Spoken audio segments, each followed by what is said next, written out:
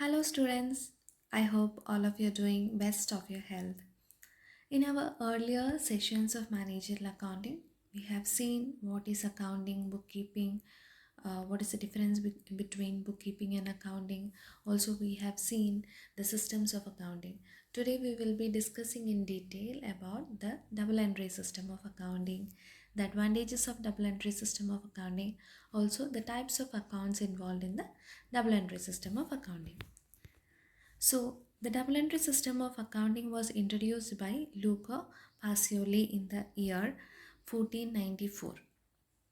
According to this system of entry, every transaction or every event which is having a financial nature, like we will be entering only the transactions which are of financial nature in the books of account, and all the transactions or every transaction which are entered into the books of account will be having two aspects, that is the debit and the credit aspect.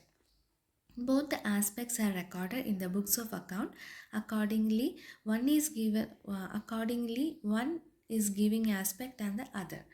Thus the basic principle of this system, the basic principle of double entry system is that for every debit there must be a corresponding and equal credit, and for every credit there must be a corresponding and equal debit. Okay. Now we'll see what are the advantages of double entry system of bookkeeping.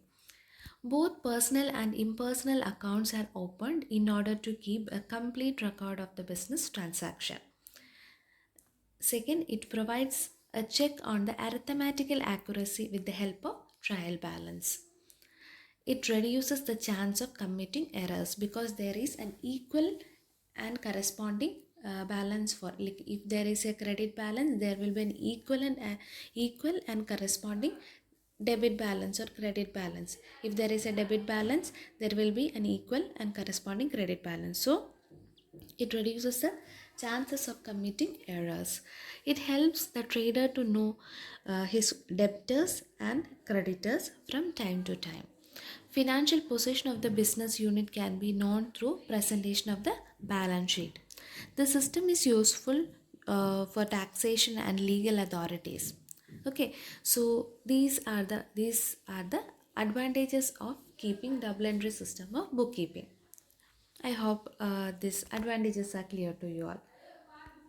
Now we'll see what are the types of accounts in double entry system. What are the types of accounts involved in the double entry system? There are mainly three kinds of types of accounts involved.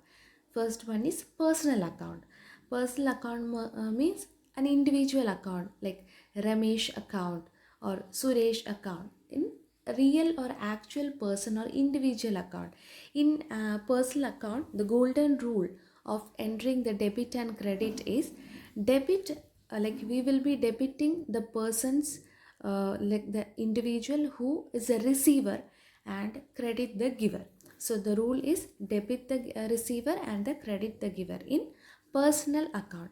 In personal account, we will be debiting the receiver, the one who have received the cash or cash. We will be debiting his name, and the one who have one who have given the cash, we will be crediting the account. In real account, the golden rule is debit what comes in, credit what goes out. Okay, debit what comes in, credit what goes out. In nominal account deals with all expenses, losses, profit and loss, all those things. Okay.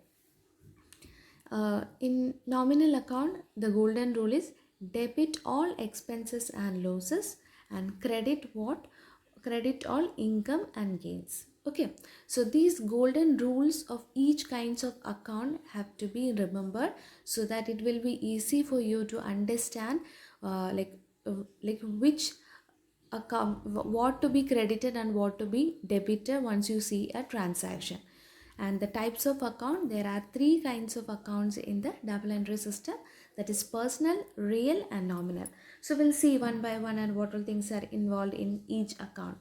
So we'll see what is a personal account, and always remember the golden rule is debit the receiver, credit the giver. Okay, A personal account, an account recording transactions of business dealing with person or a firm or a company is known as personal account.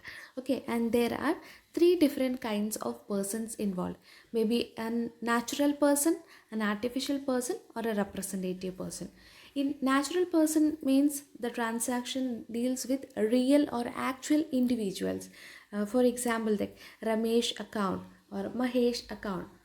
Okay, that's a real individual names or real individual persons will be involved.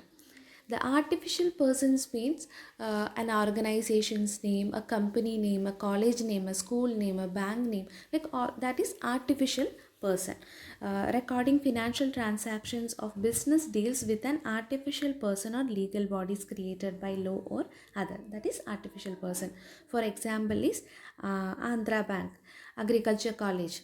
Okay, next account involved in the personal account is representative personal account.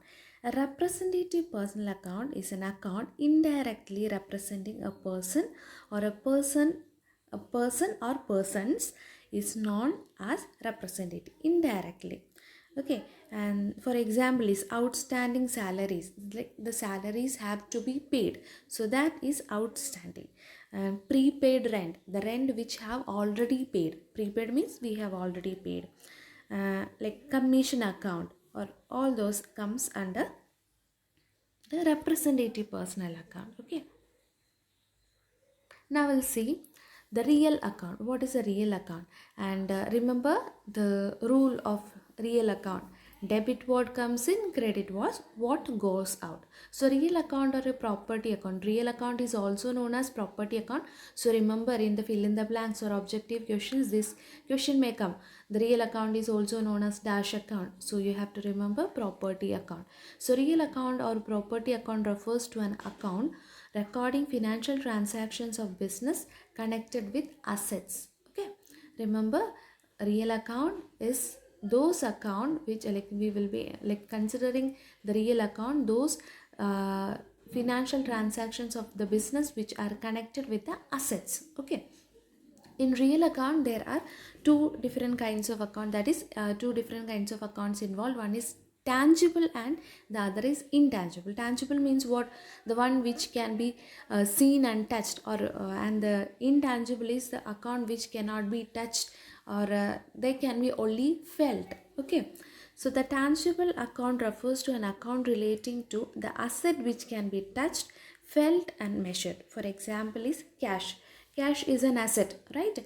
Cash, building, goods, furniture, machinery, all those things are coming under the real account. Like real account means which can be touched. The tangible real accounts are which can be touched, felt and measured.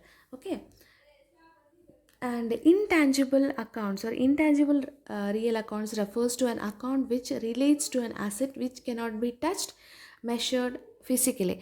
These accounts are related to the assets, are the transactions which are related to assets, but the only thing is intangible. It's called intangible because which cannot be touched and measured physically. Okay, the examples of intangible real accounts are trademark, goodwill, patent, copyrights. Okay, so these are the intangible real account. So I hope the real account, the rule of real account and the kinds of real accounts are clear to you all. Now we'll see the nominal account. Nominal account, the rule is debit all expenses and losses and credit all the incomes and gains. Okay, and the nominal accounts are accounts that record transactions of the business which are connected with the expenses, income, profit or losses. Okay, and the examples are rent, salaries, interest, all those things. Now we'll see a list of transactions are given. After this we have to find which is the kind of account. Like salary, salary is what? Salary is a nominal thing. So like what we have to do that now, once we have like initially once we get the transactions, what we have to do is we have to identify what is the kind of account. like whether that is a real account, whether that is a nominal account or a personal account. Then after identifying the kind of account, we have to enter the transactions according to, like we have to enter this transactions into the books of original entry. That is, books of original entry is journal. Okay, in journal, once we have to enter, we have to initially identify what is the kind of account. Here the salaries account is what? It's a nominal account. Then we have to like use the rule of nominal account. In nominal account, what will be debited? Debit all expenses and losses, and credit all incomes and profits. Okay, and interest received. Okay, interest is also what? A nominal account. Machinery purchased for cash. Machinery is what? It's a real account, a real tangible account, so we'll be entering real account. And building is again what? It's a real thing. Outstanding salary. Okay, so we'll see like types of accounts. So here the types of accounts are given. In personal, the loan will come, personal account, bank, capital, prepaid interest. We have seen the prepaid, outstanding, all those things comes under the personal account. Personal, representative personal account. So it is a kind of account that falls under the representative personal account. So loan, bank. Loan is what? Loan is again a representative personal account. Bank is a artificial person. Capital, prepaid interest, salary outstanding, drawings, bank overdraft, salary prepaid. In real account, what all things come? Stock, cash, furniture, bills receivable, machineries, buildings, goodwill, and all. Nominal account, insurance, salary, and interest. Okay, now we'll see the transactions, how we have applied the rules of debit and credit. In salary account, the salary account is debited and cash is credited, because salary is a nominal, and in nominal it is an expense. Like in nominal account, what we are, like what is the rule? Debit all expenses and losses, credit all income and profit. And the interest received is like it is a real income. Like what is received? It's an asset. So debit what comes in, and sorry, cash is a real thing, that is an asset. So interest received means we received. So cash is a real thing, so we have to debit what comes in. And interest is a nominal thing, nominal. So what is the interest received means credit what comes in, that is incomes and gain. So I hope this types of accounts and the rules are clear to you all. So if you feel any difficulty in regards to the double entry system, advantages of double entry system and the types of accounts, get back to me and feel free to ask. And thank you all.